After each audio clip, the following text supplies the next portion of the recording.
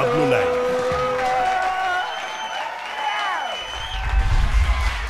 Poverty is not good at all. You know, these days things are hard.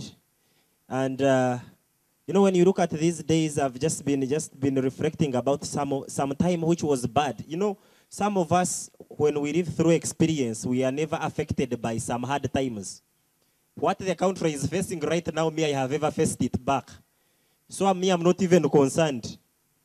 Because I remember there was a time at home we were poor. For us, I tell people that for me, I never grew up in poverty. Because there are two words, there is poverty and poverty.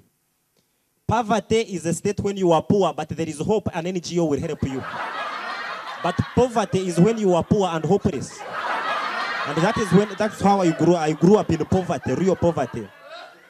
I remember a time came in 1993, we were so poor that we would eat in shifts.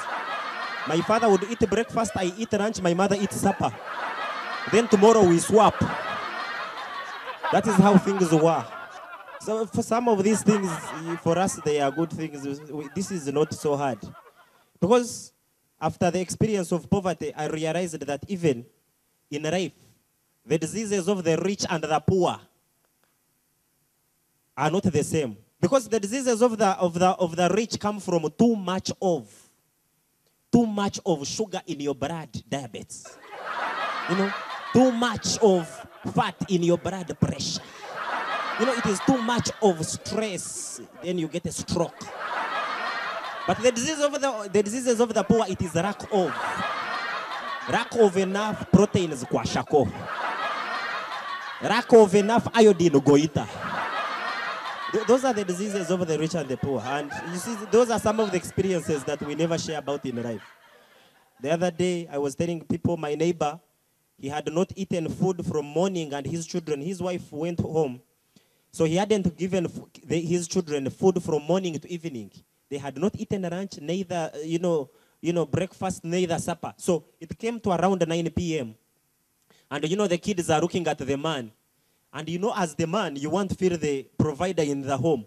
So he stood up, and the kids were just looking at him. He told them, please, put water on the fire.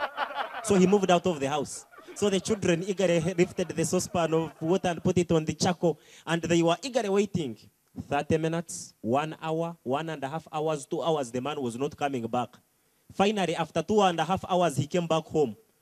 He came with nothing. He asked the kids, did you put the water on the fire? The kids were like, yeah. You go and shower. Things are not easy. Things are not easy. But for us, some of us who have grown up in a life which is hard, for us, we know how to pass through some of those things. A few days ago, I realized that even people have known how to maneuver life. Some of the people, this man was moving with his wife, and they were just having an evening walk. And while they were moving, just having an evening walk, some hot, beautiful lady passes by. And you see, it is always very hard for a man to control themselves in such reflective moments. So what happens? The man forgets that he's walking with the wife, and they were just in a very good casual conversation. So at this moment, when this lady passes by, the man finds himself mechanically turning. He turns, he's looking at the lady. Now, when he reaches this side, he realized that he was walking with the wife here. So he has to turn in such a way that he has to be defended. So when he turned, he began from this side, he was like, she's not better than you. Okay.